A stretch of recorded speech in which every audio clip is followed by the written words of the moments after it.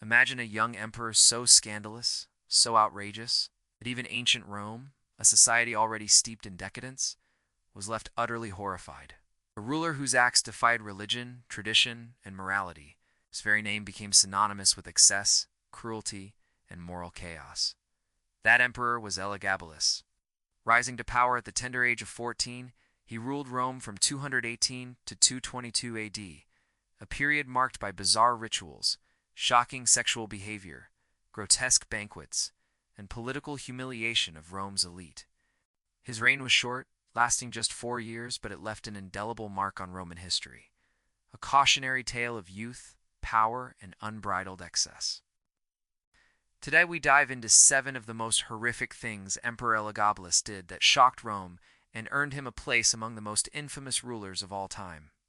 Hello, and welcome to Historic Horizons, the channel where we explore the most fascinating, shocking, and often disturbing stories from the past. In this video, we're traveling back to the early 3rd century AD, a time when Rome was still recovering from civil wars and dynastic struggles, to examine the reign of a teenage emperor whose actions would scandalize an empire. From forcing foreign religious cults upon Rome to horrifying acts of cruelty at feasts, Elagabalus' story is a window into the extremes of power and privilege. So let's uncover the 7 horrific things this young emperor did that left the citizens of Rome in disbelief. 1. Forcing Rome to worship his foreign god Elagabalus was born in Emesa, modern-day Syria, into a prominent family devoted to the worship of the sun god Elagabala. Before ascending to the throne, he served as a high priest of this cult. Upon becoming emperor at age 14, Elagabalus made it his mission to impose his Eastern god on the Roman world.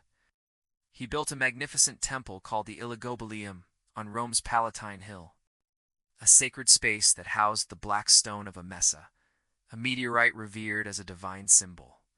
But it wasn't enough to simply construct a temple. Elagabalus demanded that Rome's traditional gods, including Jupiter, Mars, and Venus, bow to his god. He even attempted to marry his deity with the goddess Vesta, aiming to create a divine union that he believed would unite East and West. To Romans, deeply proud of their religious traditions, this was not only shocking but blasphemous. The Senate, priests, and populace alike saw Elagabalus' insistence on elevating a foreign deity above the gods of Rome as an attack on the very foundation of their society. 2. Marrying a Vestal Virgin. Elagabalus' disregard for Roman religious norms didn't stop at his foreign deity. He took a sacred institution and violated it in ways that many considered unforgivable. The Vestal Virgins were priestesses sworn to chastity, tasked with maintaining the eternal flame of Rome, a symbol of the city's well-being. Any violation of this vow was punishable by death. Yet Elagabalus married Aquilia Severa, a Vestal Virgin, not once, but twice. He claimed the union would produce children with divine qualities. Ancient historians like Cassius Dio and Herodian portray this act as shocking sacrilege, a clear sign that Elagabalus had no regard for Rome's sacred traditions. By marrying a Vestal Virgin, he not only scandalized society, but also flaunted his power, showing that even Rome's most inviolable laws could not bind him. 3. Outrageous sexual behavior. Elagabalus' private life was a source of constant scandal. Ancient sources accuse him of engaging in behaviors that completely defied Roman norms. He married multiple women, had male lovers, and even referred to himself as the wife of his charioteer, Heracles. Reports suggest that he offered vast sums of money to any physician who could transform him physically into a woman. And he demanded that men of high social standing serve as his sexual partners in public ceremonies. While some of these stories may have been exaggerated by hostile historians, the sheer number of accounts and the consistency across sources indicate that Elagabalus' sexual practices were not only unconventional, but also a direct affront. 2. Roman societal norms, which placed enormous emphasis on masculine virtue and public decency. 4. Grotesque banquets and deadly pranks. Elagabalus' reputation for cruelty and bizarre behavior extended to his banquets.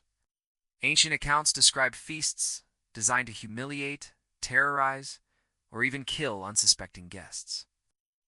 At these grotesque gatherings, he would seat guests on cushions filled with air that collapsed mid-meal, sending dignitaries tumbling to the floor. On other occasions, wild animals were released into the banquet halls, creating panic and chaos. Perhaps the most infamous act occurred when he allegedly smothered his guests under enormous piles of rose petals. The sheer weight of the flowers reportedly suffocated some diners. While it may sound whimsical, these acts of grotesque entertainment reveal a disturbing mix of extravagance, cruelty, and sheer disregard for human life. 5.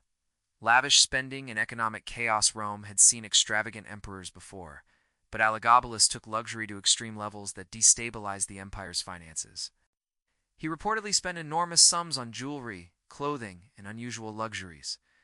Peas were covered in gold flakes, ponds were filled with wine, and gold dust was scattered across palace floors for decoration. Such reckless extravagance outraged the Senate, alienated the military, and threatened the economic stability of the empire. Elagabalus' spending habits were a stark example of how personal indulgence, when unchecked by political or moral restraint, could endanger an entire civilization. 6. Humiliating the Roman elite. Elagabalus derived perverse pleasure from humiliating Rome's aristocracy. Senators and prominent citizens were forced to participate in his bizarre rituals, attend humiliating banquets, and accept political appointments that defied social norms. He gave key offices to actors, dancers, and servants, those considered socially inferior by Rome's rigid class system. It's not only insulted the elite, but also undermined the traditional power structures of the empire. By elevating individuals of low status, he sowed distrust, resentment, and instability among Rome's political class. 7.